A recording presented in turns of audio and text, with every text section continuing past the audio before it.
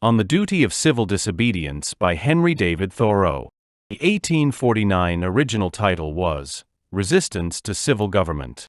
I heartily accept the motto, that government is best which governs least, and I should like to see it acted up to more rapidly and systematically. Carried out, it finally amounts to this, which also I believe, that government is best which governs not at all, and when men are prepared for it, that will be the kind of government which they will have. Government is at best but an expedient, but most governments are usually, and all governments are sometimes, inexpedient. The objections which have been brought against a standing army, and they are many and weighty, and deserve to prevail, may also at last be brought against a standing government. The standing army is only an arm of the standing government. The government itself, which is only the mode which the people have chosen to execute their will, is equally liable to be abused and perverted before the people can act through it. Witness the present Mexican War, the work of comparatively a few individuals using the standing government as their tool, for in the outset, the people would not have consented to this measure. This American government, what is it but a tradition, though a recent one, endeavoring to transmit itself unimpaired to posterity, but each instant losing some of its integrity? It has not the vitality and force of a single living man, for a single man can bend it to his will. It is a sort of wooden gun to the people themselves, and if ever they should use it in earnest as a real one against each other, it will surely split. But it is not the less necessary for this, for the people must have some complicated machinery or other, and hear its din, to satisfy that idea of government which they have.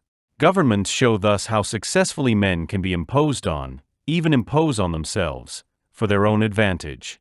It is excellent, we must all allow, yet this government never of itself furthered any enterprise, but by the alacrity with which it got out of its way. It does not keep the country free. It does not settle the West. It does not educate. The character inherent in the American people has done all that has been accomplished, and it would have done somewhat more, if the government had not sometimes got in its way. For government is an expedient, by which men would fain succeed in letting one another alone. And as has been said, when it is most expedient, the governed are most let alone by it. Trade and commerce, if they were not made of India rubber, would never manage to bounce over obstacles which legislators are continually putting in their way, and if one were to judge these men wholly by the effects of their actions, and not partly by their intentions, they would deserve to be classed and punished with those mischievous persons who put obstructions on the railroads. But to speak practically and as a citizen, unlike those who call themselves no-government men, I ask for, not at once no government, but at once a better government. Let every man make known what kind of government would command his respect, and that will be one step toward obtaining it. After all, the practical reason why, when the power is once in the hands of the people, a majority are permitted, and for a long period continue, to rule, is not because they are most likely to be in the right, nor because this seems fairest to the minority, but because they are physically the strongest. But a government in which the majority rule in all cases cannot be based on justice, even as far as men understand it. Can there not be a government in which the majorities do not virtually decide right and wrong but conscience? In which majorities decide only those questions to which the rule of expediency is applicable? Must the citizen ever for a moment, or in the least degree, resign his conscience to the legislator? Why has every man a conscience, then? I think that we should be men first, and subjects afterward. It is not desirable to cultivate a respect for the law, so much as for the right. The only obligation which I have a right to assume, is to do at any time what I think right. It is truly enough said that a corporation has no conscience, but a corporation of conscientious men is a corporation with a conscience. Law never made men a whit more just, and by means of their respect for it, even the well-disposed are daily made the agents of injustice. A common and natural result of an undue respect for the law is, that you may see a file of soldiers, colonel, captain, corporal, privates, powder monkeys and all, marching in admirable order over hill and dale to the wars, against their wills, aye, against their common sense and consciences, which makes it very steep marching indeed, and produces a palpitation of the heart. They have no doubt that it is a damnable business in which they are concerned. They are all peaceably inclined. Now what are they? Men et al? Or small movable forts and magazines, at the service of some unscrupulous man in power? Visit the Navy Yard and behold a marine, such a man as an American government can make, or such as it can make a man with its black arts, a mere shadow and reminiscence of humanity, a man laid out alive and standing, and already, as one may say, buried under arms with funeral accompaniment, though it may be. Not a drum was heard, not a funeral note. As his corpse to the ramparts we hurried. Not a soldier discharged his farewell shot, or the grave where our hero we buried. The mass of men serve the state thus, not as men mainly, but as machines with their bodies. They are the standing army, and the militia, jailers, constables, posse comitatus, and c. In most cases there is no free exercise whatever of the judgment or of the moral sense, but they put themselves on a level with wood and earth and stones, and wooden men can perhaps be manufactured that will serve the purpose as well. Such command no more respect than men of straw, or a lump of dirt. They have the same sort of worth only as horses and dogs. Yet such as these even are commonly esteemed good citizens. Others, as most legislators, politicians, lawyers, ministers, and officeholders, serve the state chiefly with their heads, and as they rarely make any moral distinctions, they are as likely to serve the devil, without intending it, as God. A very few, as heroes, patriots, martyrs, reformers in the great sense, and men, serve the state with their consciences also, and so necessarily resist it for the most part, and they are commonly treated by it as enemies. A wise man will only be useful as a man, and will not submit to be clay, and stop a hole to keep the wind away, but leave that office to his dust at least. I am too high-born to be propertied, be a secondary at control, or useful serving man and instrument, to any sovereign state throughout the world. He who gives himself entirely to his fellow-men appears to them useless and selfish, but he who gives himself partially to them is pronounced a benefactor and philanthropist. How does it become a man to behave toward the American government today? I answer that he cannot without disgrace be associated with it. I cannot for an instant recognize that political organization as my government, which is the slave's government also. All men recognize the right of revolution, that is, the right to refuse allegiance to and to resist the government, when its tyranny or its inefficiency are great and unendurable. But almost all say that such is not the case now. But such was the case, they think, in the Revolution of '75. If one were to tell me that this was a bad government because it taxed certain foreign commodities brought to its ports, it is most probable that I should not make an ado about it, for I can do without them. All machines have their friction, and possibly this does enough good to counterbalance the evil. At any rate, it is a great evil to make a stir about it. But when the friction comes to have its machine, and oppression and robbery are organized, I say, let us not have such a machine any longer. In other words, when a sixth of the population of a nation which is undertaken to be the refuge of liberty are slaves, and a whole country is unjustly overrun and conquered by a foreign army, and subjected to military law, I think that it is not too soon for honest men to rebel and revolutionize. What makes this duty the more urgent is that fact, that the country so overrun is not our own, but ours is the invading army.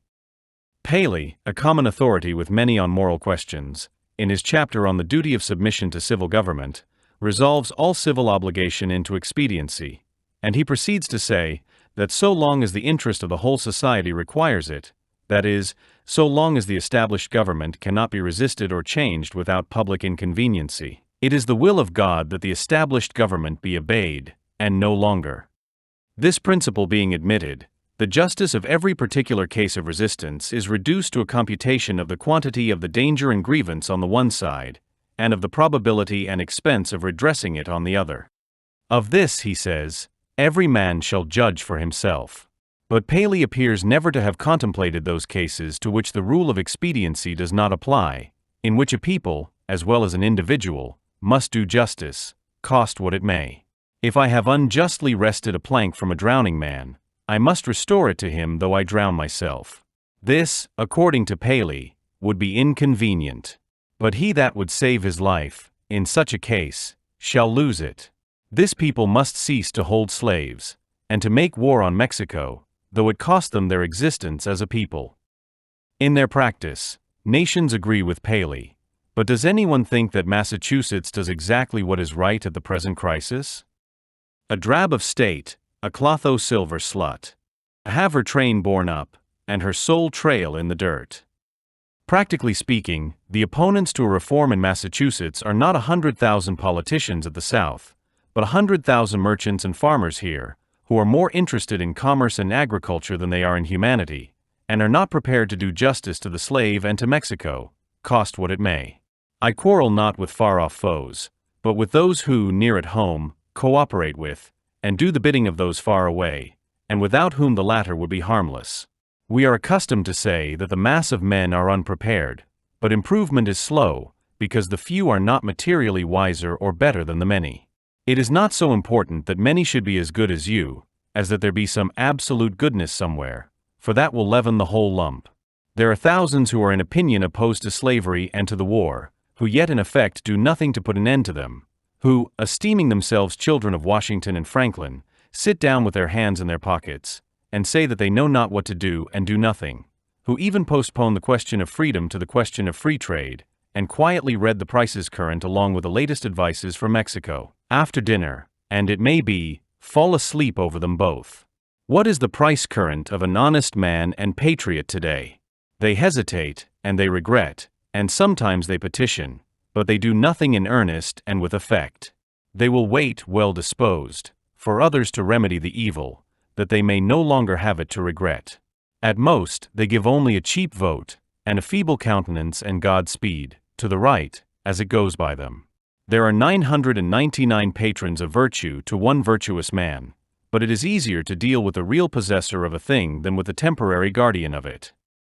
All voting is a sort of gaming, like checkers or backgammon, with a slight moral tinge to it, a playing with right and wrong with moral questions, and betting naturally accompanies it. The character of the voters is not staked. I cast my vote perchance, as I think right, but I am not vitally concerned that that right should prevail. I am willing to leave it to the majority. Its obligation, therefore, never exceeds that of expediency. Even voting for the right is doing nothing for it. It is only expressing to men feebly your desire that it should prevail. A wise man will not leave the right to the mercy of chance, nor wish it to prevail through the power of the majority. There is but little virtue in the action of masses of men. When the majority shall at length vote for the abolition of slavery, it will be because they are indifferent to slavery, or because there is but little slavery left to be abolished by their vote. They will then be the only slaves. Only his vote can hasten the abolition of slavery, who asserts his own freedom by his vote. Practically speaking, the opponents to a reform in Massachusetts are not 100,000 politicians at the South, but 100,000 merchants and farmers here, who are more interested in commerce and agriculture than they are in humanity, and are not prepared to do justice to the slave and to Mexico, cost what it may. I quarrel not with far-off foes, but with those who, near at home, cooperate with, and do the bidding of those far away, and without whom the latter would be harmless. We are accustomed to say that the mass of men are unprepared, but improvement is slow, because the few are not materially wiser or better than the many. It is not so important that many should be as good as you, as that there be some absolute goodness somewhere, for that will leaven the whole lump. There are thousands who are in opinion opposed to slavery and to the war, who yet in effect do nothing to put an end to them, who, esteeming themselves children of Washington and Franklin, sit down with their hands in their pockets, and say that they know not what to do and do nothing, who even postpone the question of freedom to the question of free trade, and quietly read the prices current along with the latest advices from Mexico, after dinner, and it may be, fall asleep over them both. What is the price current of an honest man and patriot today? They hesitate, and they regret, and sometimes they petition, but they do nothing in earnest and with effect.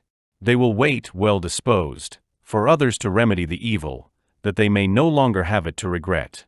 At most, they give only a cheap vote, and a feeble countenance and Godspeed, to the right, as it goes by them. There are 999 patrons of virtue to one virtuous man, but it is easier to deal with the real possessor of a thing than with the temporary guardian of it. All voting is a sort of gaming, like checkers or backgammon, with a slight moral tinge to it, a playing with right and wrong with moral questions, and betting naturally accompanies it. The character of the voters is not staked. I cast my vote perchance, as I think right, but I am not vitally concerned that that right should prevail. I am willing to leave it to the majority. Its obligation, therefore, never exceeds that of expediency. Even voting for the right is doing nothing for it. It is only expressing to men feebly your desire that it should prevail. A wise man will not leave the right to the mercy of chance, nor wish it to prevail through the power of the majority. There is but little virtue in the action of masses of men. When the majority shall at length vote for the abolition of slavery, it will be because they are indifferent to slavery, or because there is but little slavery left to be abolished by their vote. They will then be the only slaves. Only his vote can hasten the abolition of slavery, who asserts his own freedom by his vote. It is not a man's duty, as a matter of course, to devote himself to the eradication of any, even the most enormous wrong. He may still properly have other concerns to engage him, but it is his duty, at least, to wash his hands of it, and if he gives it no thought longer, not to give it practically his support. If I devote myself to other pursuits and contemplations, I must first see, at least, that I do not pursue them sitting upon another man's shoulders. I must get off him first, that he may pursue his contemplations too. See what gross inconsistency is tolerated. I have heard some of my townsmen say, I should like to have them order me out to help put down an insurrection of the slaves, or to march to Mexico, see if I would go. And yet these very men have each, directly by their allegiance, and so indirectly, at least by their money, furnished a substitute. The soldier is applauded who refuses to serve in an unjust war by those who do not refuse to sustain the unjust government which makes the war, is applauded by those whose own act and authority he disregards and sets at naught, as if the state were penitent to that degree that it hired one to scourge it while it sinned, but not to that degree that it left off sinning for a moment. Thus, under the name of order and civil government, we are all made at last to pay homage to and support our own meanness. After the first blush of sin, comes its indifference, and from immoral it becomes, as it were, unmoral, and not quite unnecessary to that life which we have made. The broadest and most prevalent error requires the most disinterested virtue to sustain it. The slight reproach to which the virtue of patriotism is commonly liable, the noble are most likely to incur.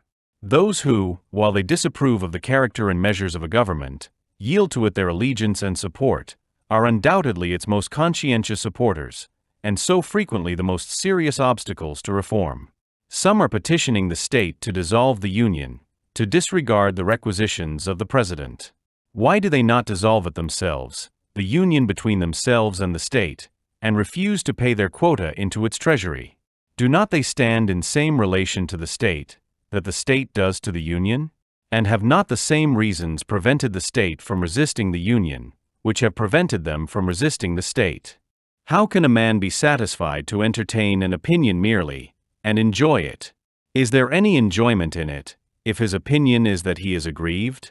If you are cheated out of a single dollar by your neighbor, you do not rest satisfied with knowing you are cheated, or with saying that you are cheated, or even with petitioning him to pay you your due, but you take effectual steps at once to obtain the full amount, and see that you are never cheated again.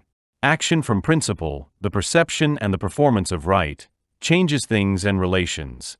It is essentially revolutionary, and does not consist wholly with anything which was. It not only divided states and churches, it divides families. Aye, it divides the individual, separating the diabolical in him from the divine. Unjust laws exist. Shall we be content to obey them, or shall we endeavor to amend them, and obey them until we have succeeded, or shall we transgress them at once? Men generally, under such a government as this, think that they ought to wait until they have persuaded the majority to alter them. They think that, if they should resist, the remedy would be worse than the evil. But it is the fault of the government itself that the remedy is worse than the evil. It makes it worse. Why is it not more apt to anticipate and provide for reform? Why does it not cherish its wise minority? Why does it cry and resist before it is hurt?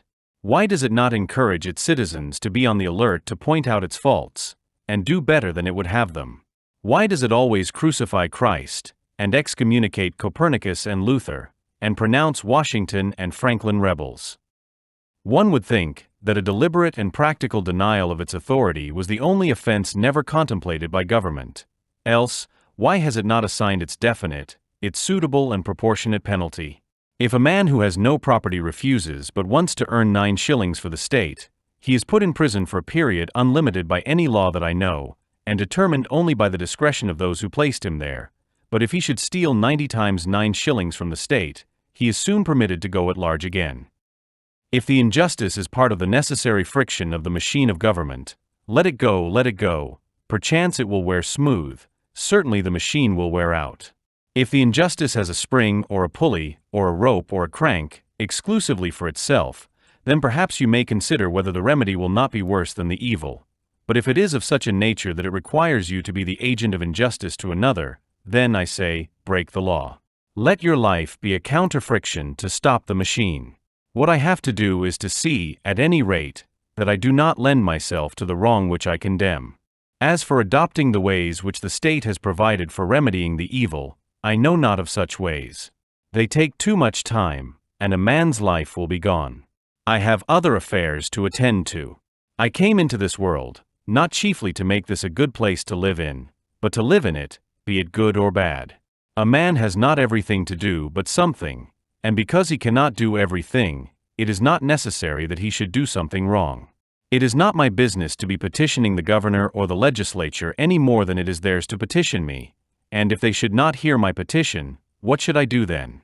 But in this case the state has provided no way, its very constitution is the evil. This may seem to be harsh and stubborn and unconciliatory, but it is to treat with the utmost kindness and consideration the only spirit that can appreciate or deserves it. So is all change for the better, like birth and death which convulse the body. I do not hesitate to say that those who call themselves abolitionists should at once effectually withdraw their support, both in person and property, from the government of Massachusetts, and not wait till they constitute a majority of one, before they suffer the right to prevail through them. I think that it is enough if they have God on their side, without waiting for that other one. Moreover, any man more right than his neighbors constitutes a majority of one already. I meet this American government or its representative, the state government, directly and face to face, once a year no more, in the person of its tax gatherer. This is the only mode in which a man situated as I am necessarily meets it, and it then says distinctly, recognize me, and the simplest, the most effectual, and in the present posture of affairs, the indispensablest mode of treating with it on this head, of expressing your little satisfaction with and love for it, is to deny it then. My civil neighbor, the tax gatherer, is the very man I have to deal with, for it is, after all, with men and not with parchment that I quarrel, and he has voluntarily chosen to be an agent of the government. How shall he ever know well what he is and does as an officer of the government, or as a man, until he is obliged to consider whether he shall treat me, his neighbor, for whom he has respect, as a neighbor and well-disposed man, or as a maniac and disturber of the peace, and see if he can get over this obstruction to his neighborliness without a ruder and more impetuous thought or speech corresponding with his action. I know this well, that if 1,000, if 100, if 10 men whom I could name, if 10 honest men only, if 1 honest man in this state of Massachusetts, ceasing to hold slaves, were actually to withdraw from this copartnership, and be locked up in the county jail therefore, it would be the abolition of slavery in America. For it matters not how small the beginning may seem to be, what is once well done is done forever. But we love better to talk about it, that we say is our mission. Reform keeps many scores of newspapers in its service, but not one man. If my esteemed neighbor, the state's ambassador, who will devote his days to the settlement of the question of human rights in the council chamber, instead of being threatened with the prisons of Carolina, were to sit down the prisoner of Massachusetts, that state which is so anxious to foist the sin of slavery upon her sister, though at present she can discover only an act of inhospitality to be the ground of a quarrel with her, the legislature would not wholly waive the subject of the following winter. Under a government which imprisons any unjustly, the true place for a just man is also a prison. The proper place today, the only place which Massachusetts has provided for her freer and less desponding spirits, is in her prisons, to be put out and locked out of the state by her own act, as they have already put themselves out by their principles. It is there that the fugitive slave and the Mexican prisoner on parole, and the Indian come to plead the wrongs of his race, should find them, on that separate, but more free and honorable ground, where the state places those who are not with her but against her, the only house in a slave state in which a free man can abide with honor. If any think that their influence would be lost there, and their voices no longer afflict the ear of the state, that they would not be as an enemy within its walls, they do not know by how much truth is stronger than error, nor how much more eloquently and effectively he can combat injustice who has experienced a little in his own person. Cast your whole vote, not a strip of paper merely, but your whole influence. A minority is powerless while it conforms to the majority. It is not even a minority then, but it is irresistible when it clogs by its whole weight. If the alternative is to keep all just men in prison, or give up war and slavery, the state will not hesitate which to choose. If 1,000 men were not to pay their tax bills this year, that would not be a violent and bloody measure, as it would be to pay them, and enable the state to commit violence and shed innocent blood. This is, in fact, the definition of a peaceable revolution, if any such is possible. If the tax gatherer or any other public officer asks me, as one has done, "But what shall I do?" my answer is, if you really wish to do anything, resign your office. When the subject has refused allegiance, and the officer has resigned his office, then the revolution is accomplished. But even suppose blood should flow. Is there not a sort of blood shed when the conscience is wounded? Through this wound a man's real manhood and immortality flow out, and he bleeds to an everlasting death. I see this blood flowing now. I have contemplated the imprisonment of the offender, rather than the seizure of his goods, though both will serve the same purpose, because they who assert the purest right, and consequently are most dangerous to a corrupt state, commonly have not spent much time in accumulating property. To such the state renders comparatively small service, and a slight tax is wont to appear exorbitant, particularly if they are obliged to earn it by special labor with their hands. If there were one who lived wholly without the use of money, the state itself would hesitate to demand it of him. But the rich man, not to make any invidious comparison, is always sold to the institution which makes him rich. Absolutely speaking, the more money, the less virtue, for money comes between a man and his objects, and obtains them for him. It was certainly no great virtue to obtain it. It puts to rest many questions which he would otherwise be taxed to answer, while the only new question which it puts is the hard but superfluous one, how to spend it. Thus his moral ground is taken from under his feet. The opportunities of living are diminished in proportion as what are called the means are increased. The best thing a man can do for his culture when he is rich is to endeavor to carry out those schemes which he entertained when he was poor. Christ answered the Herodians according to their condition. "Show me the tribute money," said he, and one took a penny out of his pocket. If you use money which has the image of Caesar on it, and which he has made current and valuable, that is, if you are men of the state, and gladly enjoy the advantages of Caesar's government, then pay him back some of his own when he demands it. Render therefore to Caesar that which is Caesar's, and to God those things which are God's, leaving them no wiser than before as to which was which, for they did not wish to know. When I converse with the freest of my neighbors, I perceive that, whatever they may say about the magnitude and seriousness of the question, and their regard for the public tranquility, the long and the short of the matter is, that they cannot spare the protection of the existing government, and they dread the consequences of disobedience to it to their property and families. For my own part, I should not like to think that I ever rely on the protection of the state. But if I deny the authority of the state when it presents its tax bill, it will soon take and waste all my property, and so harass me and my children without end. This is hard.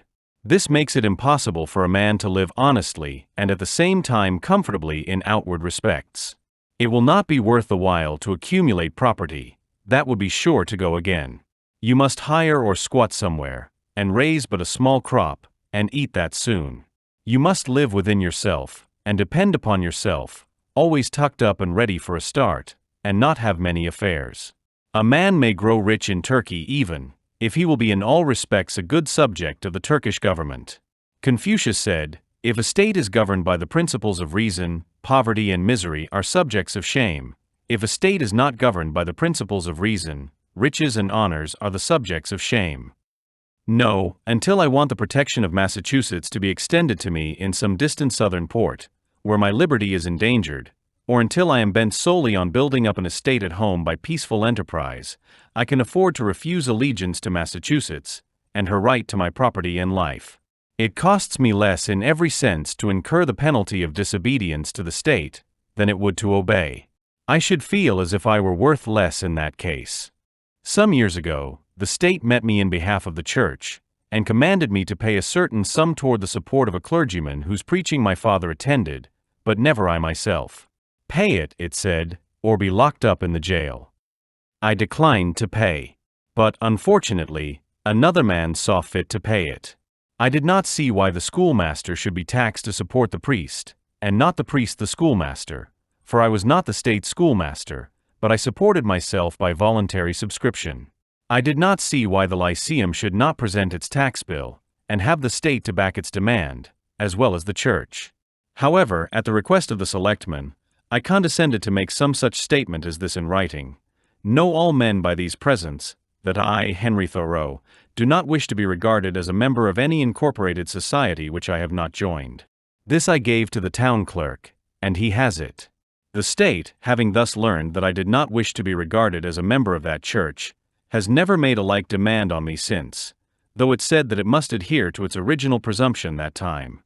If I had known how to name them, I should then have signed off in detail from all the societies which I never signed on to, but I did not know where to find such a complete list. I have paid no poll tax for 6 years. I was put into a jail once on this account for one night, and as I stood considering the walls of solid stone, 2 or 3 feet thick, the door of wood and iron, a foot thick, and the iron grating which strained the light, I could not help being struck with the foolishness of that institution which treated me as if I were mere flesh and blood and bones, to be locked up. I wondered that it should have concluded at length that this was the best use it could put me to, and had never thought to avail itself of my services in some way. I saw that, if there was a wall of stone between me and my townsmen, there was a still more difficult one to climb or break through, before they could get to be as free as I was.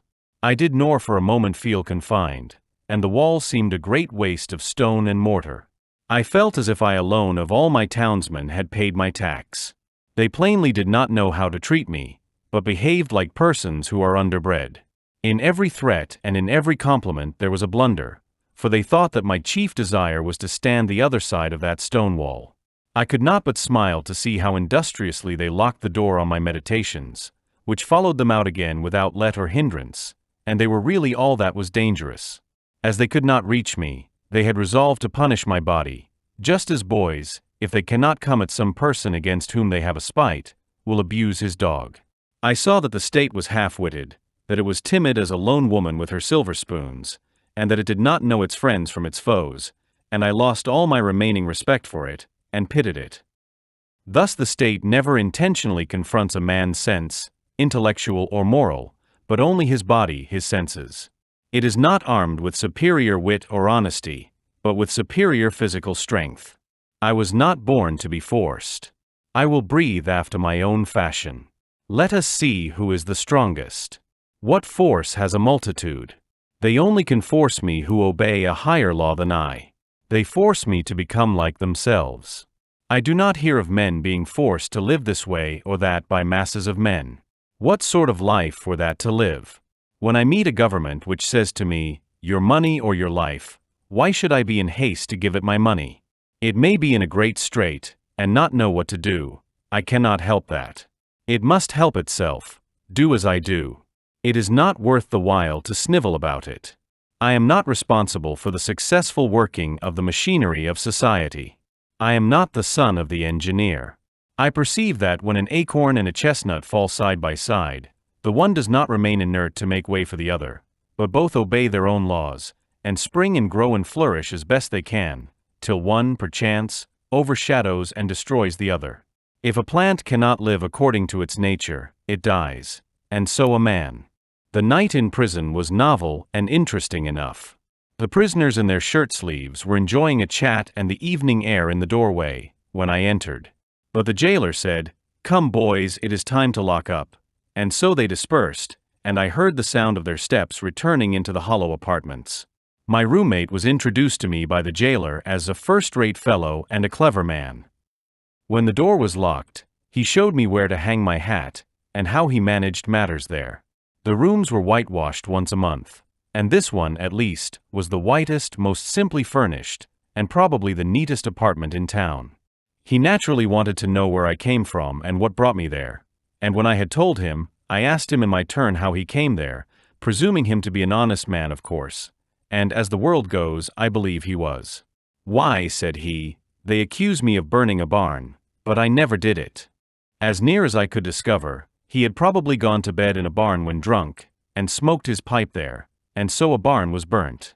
He had the reputation of being a clever man, had been there some 3 months waiting for his trial to come on, and would have to wait as much longer, but he was quite domesticated and contented, since he got his board for nothing, and thought that he was well treated. He occupied one window and I the other, and I saw that if one stayed there long, his principal business would be to look out the window. I had soon read all the tracks that were left there, and examined where former prisoners had broken out, and where a grate had been sawed off, and heard the history of the various occupants of that room, for I found that even here there was a history and a gossip which never circulated beyond the walls of the jail. Probably this is the only house in the town where verses are composed, which are afterward printed in a circular form, but not published. I was shown quite a long list of verses which were composed by some young men who had been detected in an attempt to escape, who avenged themselves by singing them.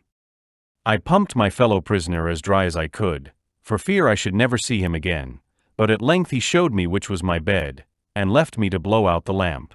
It was like traveling into a far country, such as I had never expected to behold, to lie there for one night. It seemed to me that I never had heard the town clock strike before, nor the evening sounds of the village, for we slept with the windows open, which were inside the grating. It was to see my native village in the light of the Middle Ages, and our concord was turned into a Rhine stream, and visions of knights and castles passed before me. They were the voices of old burghers that I heard in the streets. I was an involuntary spectator and auditor of whatever was done and said in the kitchen of the adjacent village inn, a wholly new and rare experience to me. It was a closer view of my native town. I was fairly inside of it. I never had seen its institutions before. This is one of its peculiar institutions, for it is a shire town. I began to comprehend what its inhabitants were about. In the morning, our breakfasts were put through the hole in the door, in small oblong square tin pans, made to fit, and holding a pint of chocolate, with brown bread and an iron spoon. When they called for the vessels again, I was green enough to return what bread I had left, but my comrade seized it, and said that I should lay that up for lunch or dinner. Soon after, he was let out to work at haying in a neighboring field, whither he went every day, and would not be back till noon, so he bade me good day, saying that he doubted if he should see me again. When I came out of prison, for someone interfered and paid the tax, I did not perceive that great changes had taken place on the common, such as he observed who went in a youth, and emerged a grey-headed man. And yet a change had to my eyes come over the scene, the town and state and country, greater than any that mere time could effect. I saw yet more distinctly the state in which I lived. I saw to what extent the people among whom I lived could be trusted as good neighbors and friends, that their friendship was for summer weather only, that they did not greatly purpose to do right, that they were a distinct race from me by their prejudices and superstitions, as the Chinamen and Malays are, that in their sacrifices to humanity they ran no risks, not even to their property, that, after all, they were not so noble but they treated the thief as he had treated them, and hoped by a certain outward observance and a few prayers, and by walking in a particular straight though useless path from time to time, to save their souls. This may be to judge my neighbors harshly, for I believe that most of them are not aware that they have such an institution as the jail in their village. It was formerly the custom in our village, when a poor debtor came out of jail, for his acquaintances to salute him, looking through their fingers, which were crossed to represent the grating of a jail window, "How do ye do?"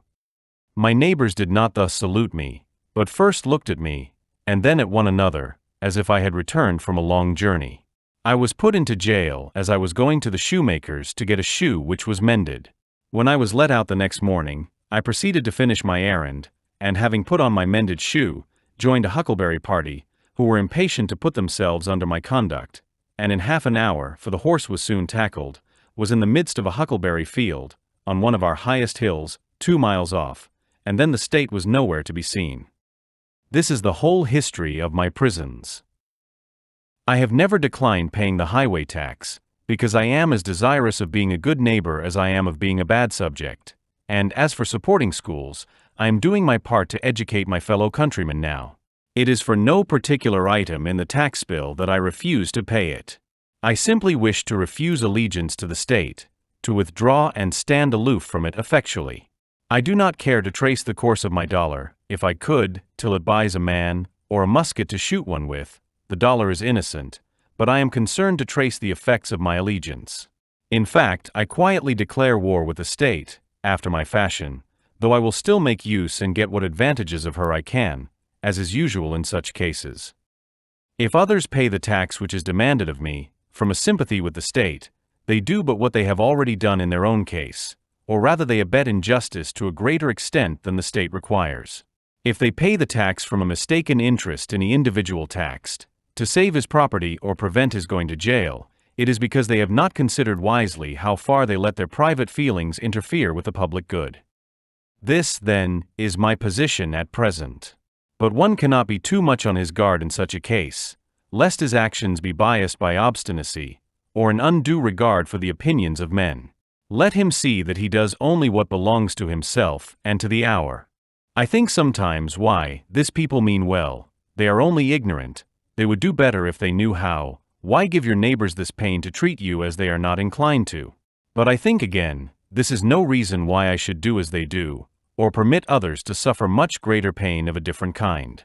Again, I sometimes say to myself, when many millions of men without heat, without ill will, without personal feeling of any kind, demand of you a few shillings only without the possibility, such is their constitution, of retracting or altering their present demand, and without the possibility on your side of appeal to any other millions, why expose yourself to this overwhelming brute force? You do not resist cold and hunger, the winds and the waves, thus obstinately, you quietly submit to 1,000 similar necessities. You do not put your head into the fire. But just in proportion as I regard this as not wholly a brute force, but partly a human force, and consider that I have relations to those millions as to so many millions of men, and not of mere brute or inanimate things, I see that appeal is possible first and instantaneously, from them to the maker of them, and secondly, from them to themselves. But if I put my head deliberately into the fire, there is no appeal to fire or to the maker of fire, and I have only myself to blame. If I could convince myself that I have any right to be satisfied with men as they are, and to treat them accordingly, and not according, in some respects, to my requisitions and expectations of what they and I ought to be, then, like a good Mussulman and fatalist, I should endeavor to be satisfied with things as they are, and say it is the will of God.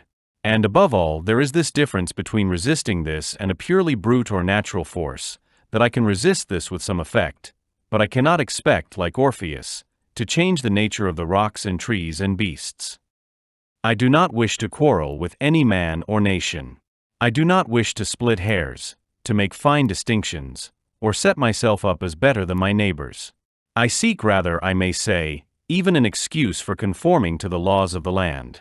I am but too ready to conform to them. Indeed, I have reason to suspect myself on this head, and each year, as the tax-gatherer comes round, I find myself disposed to review the acts and position of the general and state governments, and the spirit of the people to discover a pretext for conformity. We must affect our country as our parents, and if at any time we alienate out love of industry from doing it honor, we must respect effects and teach the soul matter of conscience and religion, not desire of rule or benefit. I believe that the state will soon be able to take all my work of this sort out of my hands, and then I shall be no better patriot than my fellow countrymen. Seen from a lower point of view, the Constitution, with all its faults, is very good. The law and the courts are very respectable. Even this state and this American government are, in many respects, very admirable and rare things to be thankful for, such as a great many have described them. Seen from a higher still, and the highest, who shall say what they are, or that they are worth looking at or thinking of at all? However, the government does not concern me much, and I shall bestow the fewest possible thoughts on it. It is not many moments that I live under a government, even in this world. If a man is thought-free, fancy-free, imagination-free, that which is not never for a long time appearing to be to him, unwise rulers or reformers cannot fatally interrupt him.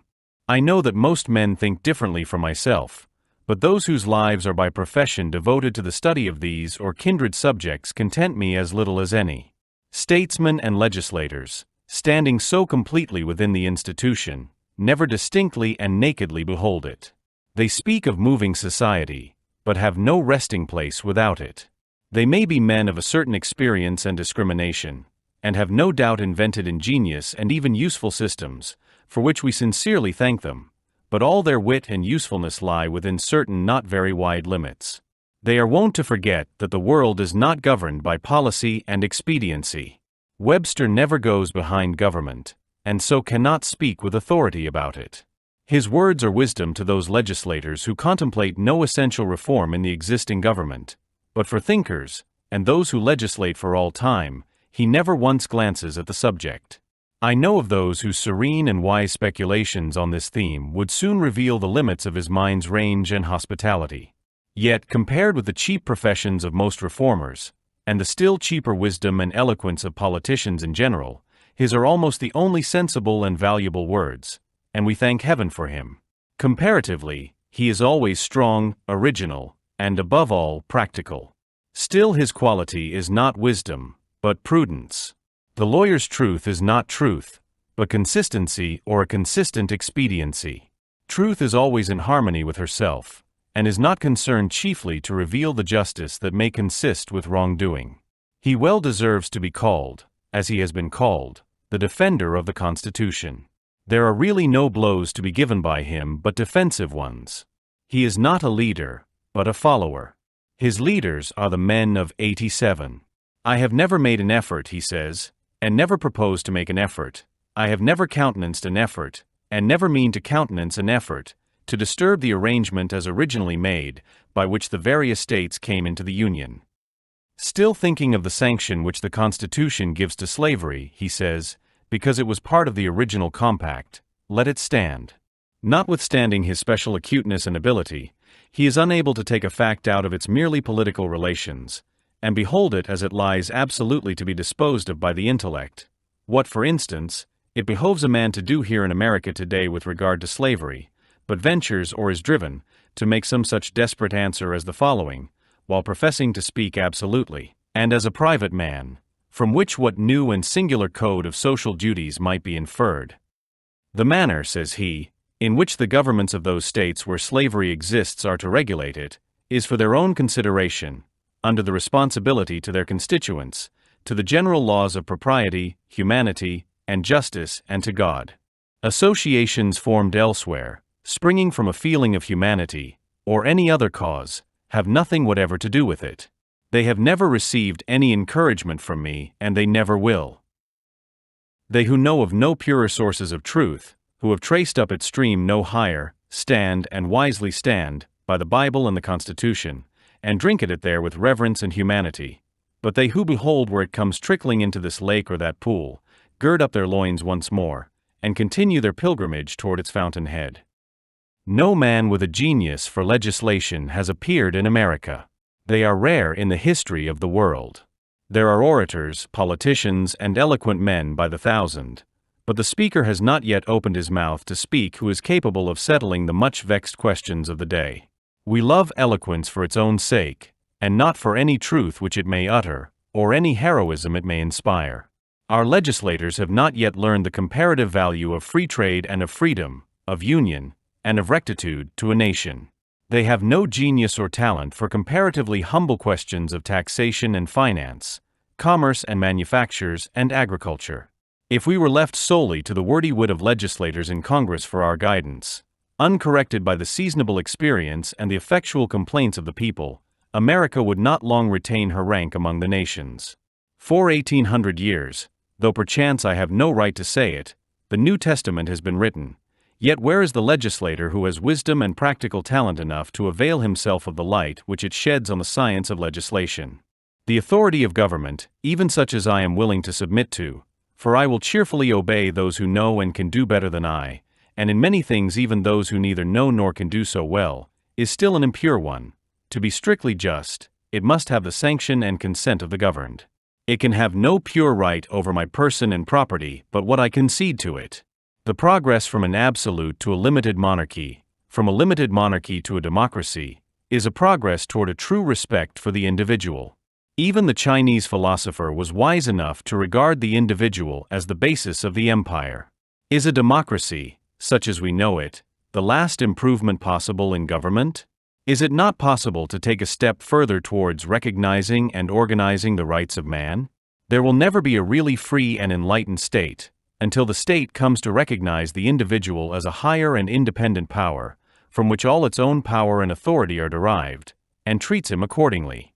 I please myself with imagining a state at last which can afford to be just to all men, and to treat the individual with respect as a neighbor, which even would not think it inconsistent with its own repose, if a few were to live aloof from it, not meddling with it, nor embraced by it, who fulfilled all the duties of neighbors and fellow men. A state which bore this kind of fruit, and suffered it to drop off as fast as it ripened, would prepare the way for a still more perfect and glorious state, which also I have imagined, but not yet anywhere seen. Thank you for joining us on this historical journey. Don't forget to like, subscribe, and hit the bell icon for more fascinating stories from history.